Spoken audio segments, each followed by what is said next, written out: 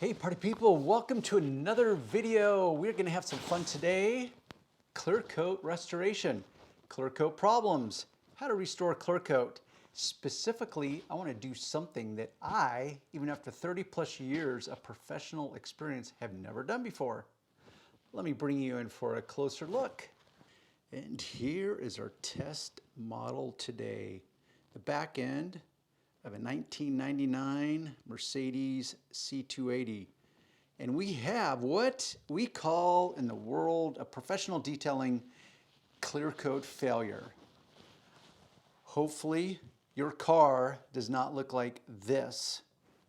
Often I'm asked, hey Darren, could we not wet sand this, kind of feather in these edges, buff it, and restore or fix this clear coat damage? Well, the answer to that question is yes and no. It depends on your expectations or your standards specifically.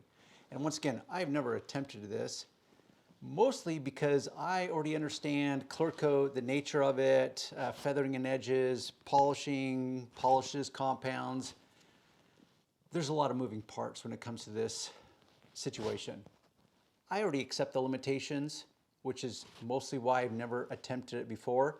But someone just recently asked me yet again, hey, how about if you wet sand it, buff it, see what happens? So I know that I can improve it, but that would then come under the heading of ROI, return on investment. So the investment would be your time and effort, the cost of your tools and materials, and the results that you can finesse or tease out of the moment.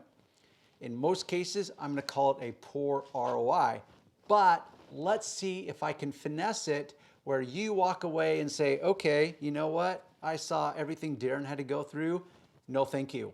Or, wow, better results than I expected. I'm willing to do it because my car looks like dog meat, and I don't want it to look like dog meat. I want it to look maybe more like cat meat.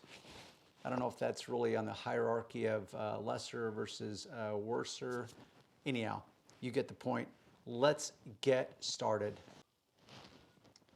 Testing 1, 2, 3. Do I have audio? Okay.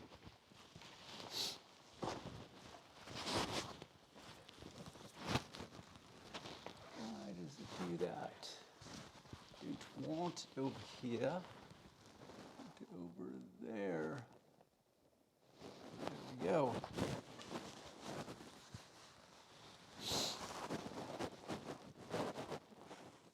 Just for added fun, I thought I would section it off and do one with a rotary polisher and one with a dual action random orbital polisher. Got my tape, got my single product polish, ceramics, I've got my distilled water. Now I'm gonna be using 2500 grit sandpaper, sanding block, microfiber cloths. I'm good to go. I'm gonna section this off, top, lower.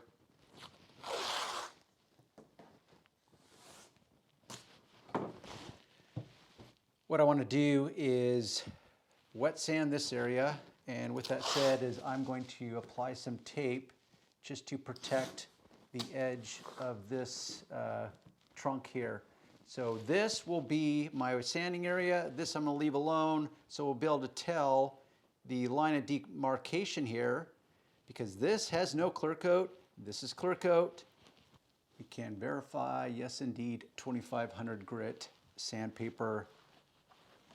Now I want no commentary from the peanut gallery, and by peanut gallery I mean the keyboard jockeys that will come in and say, oh, that's not the right way to wet sand, you need running, flowing water.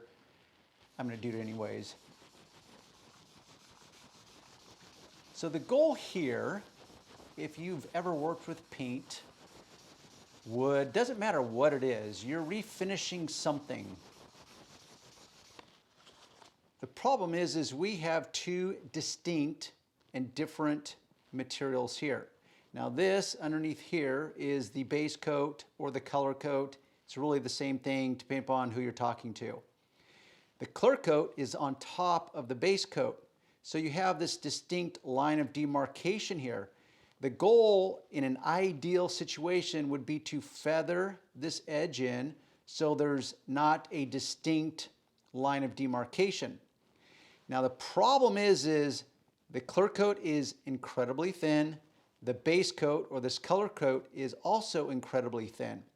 So in an attempt to sand and feather in the edges, I know that I'm sanding on a base coat that is very, very thin. Now the problem would be is if I sand through this base coat to only reveal a lighter colored primer coat, and even worse would be the bare metal. That is not wanted. That would be a worse problem in my opinion.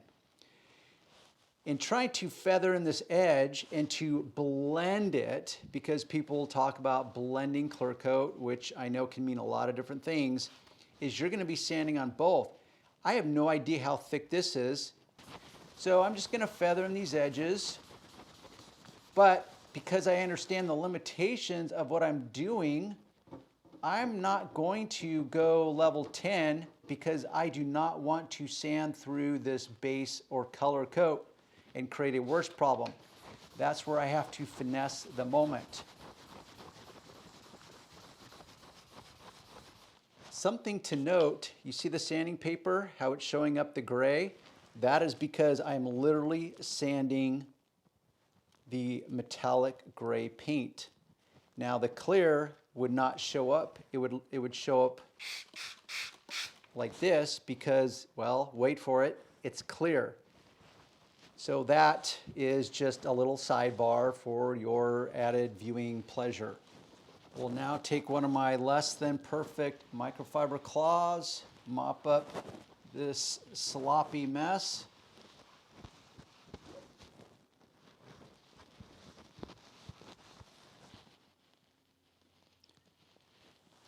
Now that I've pulled in, a couple things I want to highlight as a distinction. I can tell that there is a ridge here. What I mean by that is the clear coat is a certain thickness. Whether it's 1 mil, 2 mil, 3 mil, matters not. Because I'm using a flat sanding block, and you can see that, I'm going to call that about a 1/16 to an 1/8 of an inch perimeter that did not get sanded. Because with a flat sanding block, I'm doing this flat, and it's not able to get right into that edge of the damaged clear coat, the failing clear coat. So that's just something that's just a little, once again, sidebar. So I know that that edge has truly not been feathered in because I haven't even touched this area with the sanding paper. But once again, I do not want to sand through this base coat. Now the same thing is going to hold true with the polishing. But with the polishing, because the pad is malleable, I will be able to polish in there tighter than I did with the sandpaper. First, I'm going to use my Milwaukee, my favorite rotary polisher. A rotary means it spins on one point of axis here. It's not a dual action. This is a single action. Got my ceramics polish, the original single product polish. And what that means is that you can go from sanding mark removal down to a swirl-free finish with the use of only one polish. Now the standard operating procedure for this polish is you apply it in the middle, you infuse it into the pad, then you can go to work.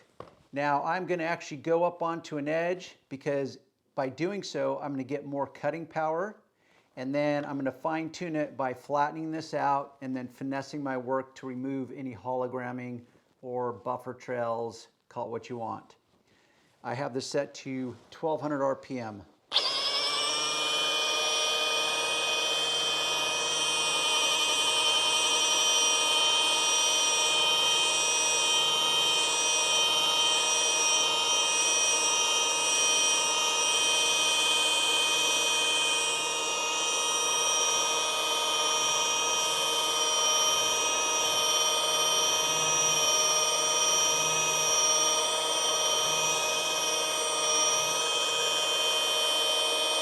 now it is flat, and I'm just finessing it.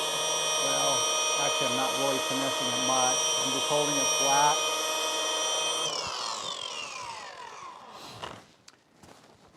So, well, we still have a clear line of demarcation. That metallic is really showing up in the camera. Here we go, the lighting. So we can clearly see, and I have not wiped this polish off, you can clearly see that we have a distinct line of demarcation still. Let me wipe this off. What I'm seeing here is that this base coat, color coat, is really shining up way more than I expected. So right now, I would say that I am being pleasantly surprised. So that's kind of cool, but let me fine tune this more and we'll take a look.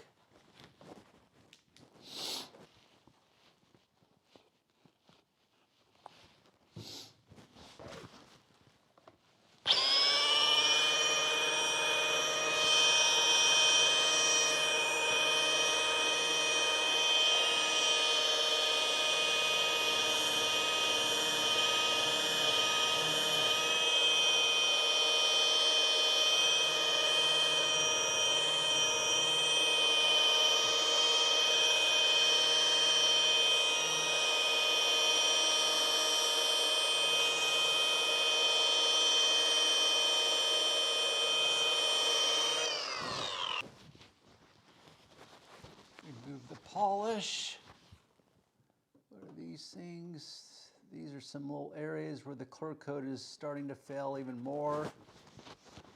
But I don't know. You know what? Maybe if you had all this stuff, the equipment already, and your car was starting to look like this, maybe you might consider this a worthy ROI.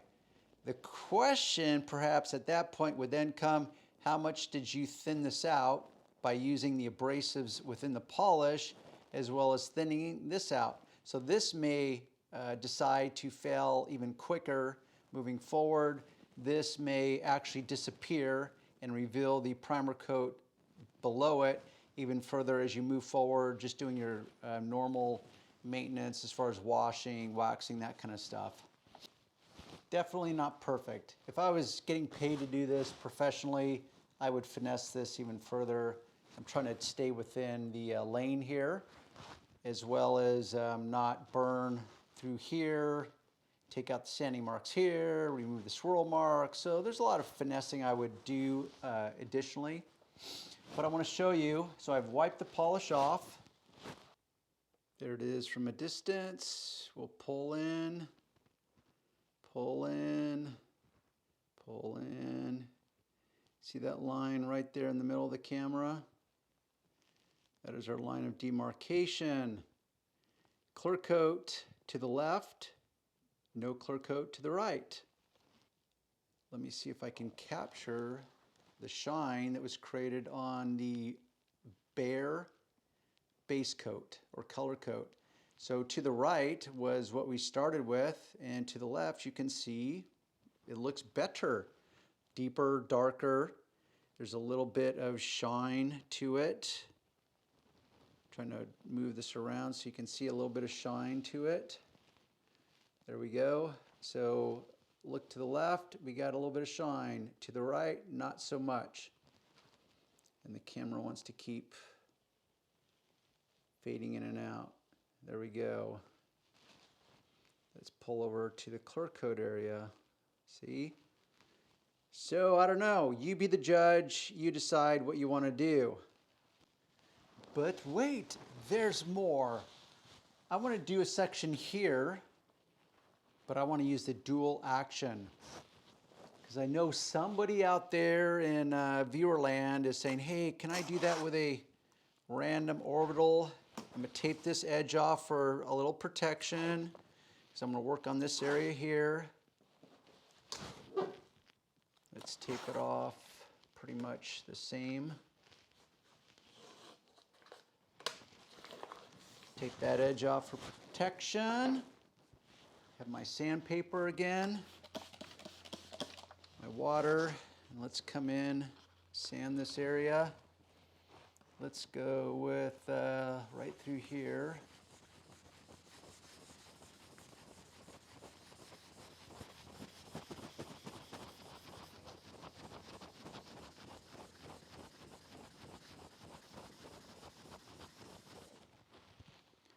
Mop up this soupy mess.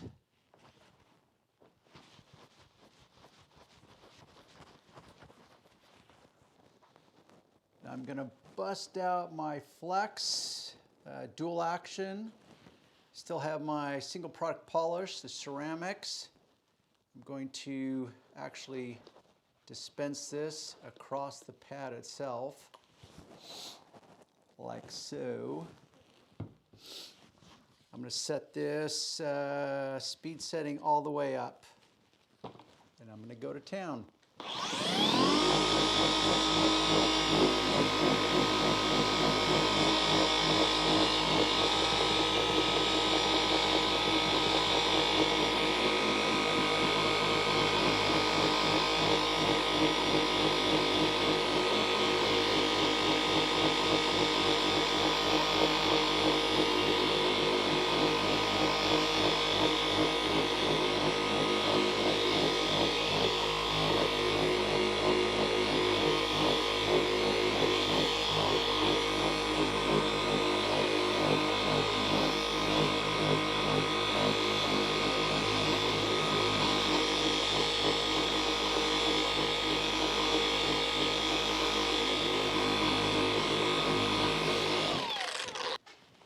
Move our polish.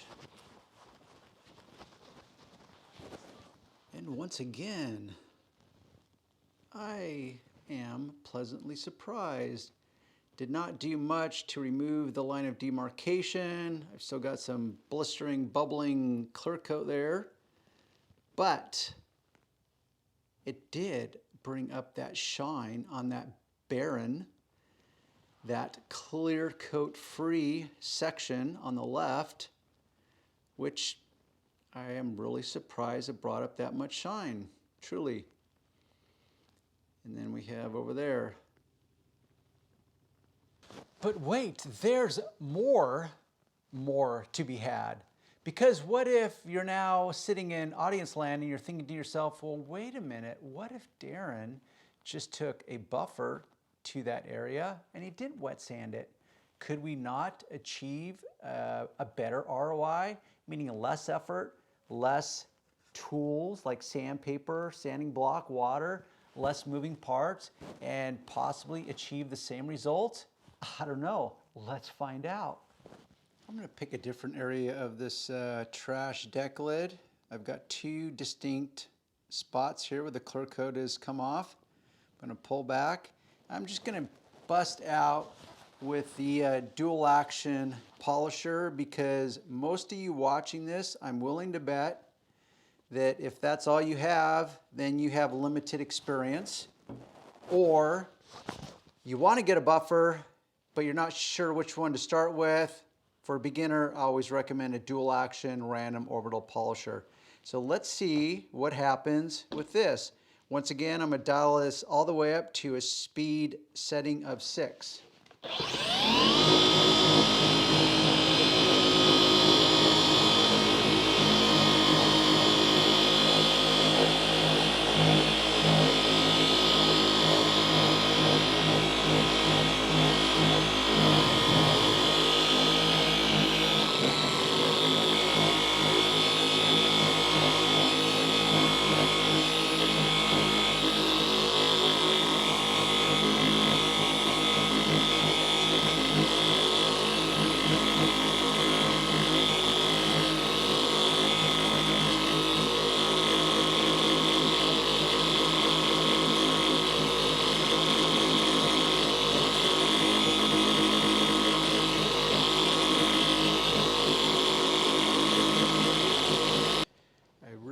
This area pretty long.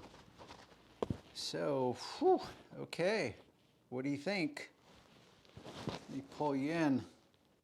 Closer, closer. Now what I can tell you is that probably what's going to show up on camera is, well, it'll definitely look different than it does in real life, real time. But I would have to say that in some ways, thumbs up. This is shinier, that is shinier, but this is the problem with polishing paint and a discussion I have to have with my customers, which is this. When you polish the area to a much higher level of perfection, what then often can happen is that the imperfections will then create a sharper contrast. They will, because this area has been fine-tuned, it will now reveal, because there will be a clearer line of distinction between the blemish, the scratch, whatever it is. And honestly, you just never know until you're getting it, because not all scratches can be removed or should be removed. Because if you're going to use abrasive technology, which this is what I'm doing, I'm literally scratching my way to success, that it will thin out the clear coat, the material you're working on. It will make it thinner. Clear coat is good. You want as much of it around as possible, but there's always going to be these trade-offs.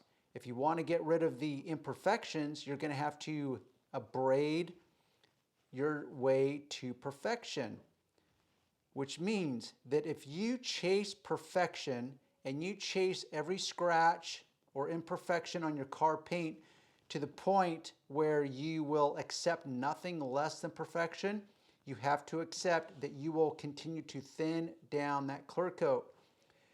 Thicker clear coat is better than thinner clear coat when it comes to UV protection, the harmful rays from the sun. That is the trade-off, which is why I say that not every blemish, not every scratch should be removed entirely. You can diminish them, improve them, conceal them, camouflage them, but they should not all be removed, because that is the ultimate trade-off, is thinning out your clear coat. So here we are, and the line, the area of the no clear coat versus clear coat is in many ways showing up even more dramatic, because I've now just created this very polished area, and it's showing these more rather than less. But only you can decide what works for you. Okay, party people, let me know your thoughts. What do you think? Sandpaper, no sandpaper? Leave it alone, don't do anything? Just attack it with a buffer, a rotary, a dual action? You decide. I showed you firsthand what I can do with it. Now it's time for you to decide, if you're dealing with that, what you want to do with it. And I want to hear those comments below. And if you have learned a single thing today, I would appreciate it if you gave this video a thumbs up. Not just for me, but for the guys coming in. And leave your comments below. And always check the links below so that you can see if you want to get your hands on some of these tools, polish, whatever it may be. Check the links below. It'll take you to my website, where I wax even longer and stronger on any given topic, and you can get some for you and your world. With that said, we will see you in the next video.